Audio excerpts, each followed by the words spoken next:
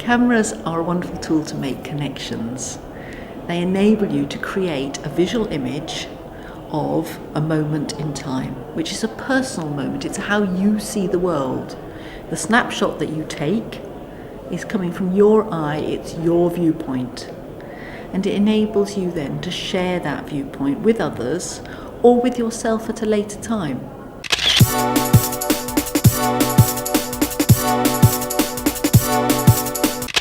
I think the way that digital imagery is now part of people's everyday existence, that's the very exciting thing for lecturers. And I'll give you a quick example. Yesterday in the snow, terrible snow, and I wanted to communicate that to a variety of people. So I got my mobile, it's got a little camera on it, I took a picture, and instantly I had a picture of the snow in my garden that I could send to my brother, my 85-year-old mother, who also uses this technology. Because if you have a picture of something that you did, when you look at that picture again, it brings back everything about that time when you made that picture. It brings back your emotional engagement, what you were feeling, why you placed things in certain places.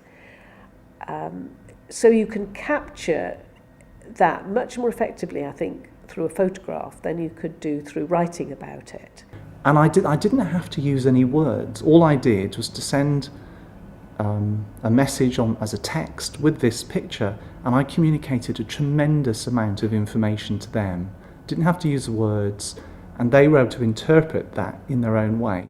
It's like looking at a picture almost sets a domino effect off in your brain, and it brings in other senses as well. Although you're using a visual look at it, you do begin to realise feelings. It's amazing how an image can capture in many ways and evoke the actual thinking that was going on at the time. You know, you look at a picture and it reminds you of how you were feeling at the time. It reminds you of where you were. It reminds you of even smells and tastes and all your senses. And I think that's a very, very strong tool for learning. You know, we try and encourage students, for instance, to add a visual within their CV.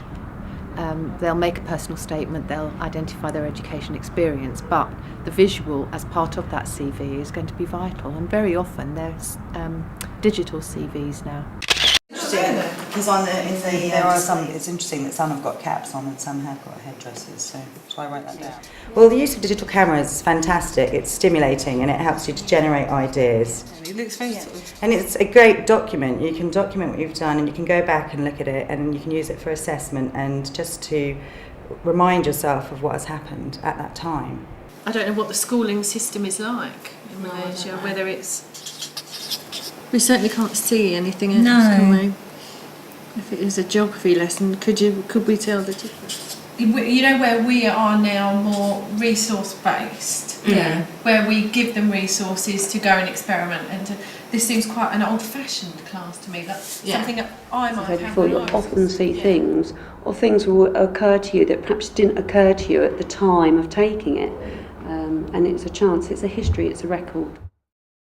I think with instruction and with help and guidance, the wonderful thing about creating and selecting and making an image is that because of digital technology, because of the wonderful high quality cheap cameras that we've got, we can have a quality product. I think that students find that they want to show who they are, so images is really important for them. And you notice as well from the university point of view, we want to show our students to the outside world. So if you look at the posters, they've all got pictures of students on. I mean, it's the saying, isn't it? A picture tells, is it 1,000 words or something? And that's just so true. In fact, I'm asked when I do presentations now, I'm always asked for a photograph. So I think it's just a sign that it's easy to take the photographs and to send them to other people, to send them around the world. And it's a really powerful media that has this very strong effect of people's voice being heard. They're heard in the image.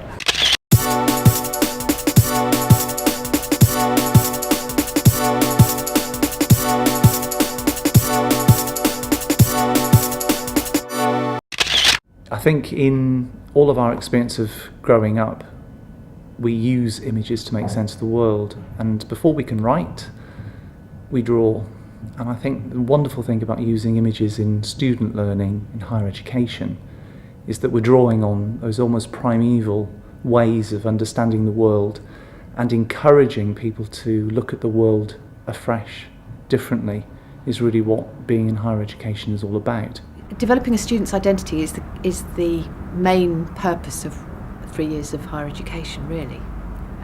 And they come in as sort of unformed beings and go out as people with a coherent identity. Like with the first presentation we did, we had a group photo on there, didn't we? And it makes you feel part of a group already, something we'd only been in there a couple of weeks, sort of thing. The way that I've used images is to invite people to bring in photographs of themselves, particularly when they were younger, and to reinterrogate those photographs, to see those photographs from the perspective of a grown-up, of an adult with more world experience under their belt. Digital cameras enhance learning through being able to document, to record each individual person's learning experience. And I think that's so exciting, because what we're doing is we're giving to the learner a voice, an opportunity to share with other people their perceptions of the world. When you hear Africa, I don't know if it's just me, you have quite a narrow mind and think, oh, everyone lives in mud huts, everyone's really poor. So when we saw these pictures of this town and all these big buildings, it kind of opened up your mind and broadened what you already thought. But also the photographs allow easier collaboration and sharing of ideas between each other, and through that it helps the students gain insights into their own perspectives and their own identities in learning and in research.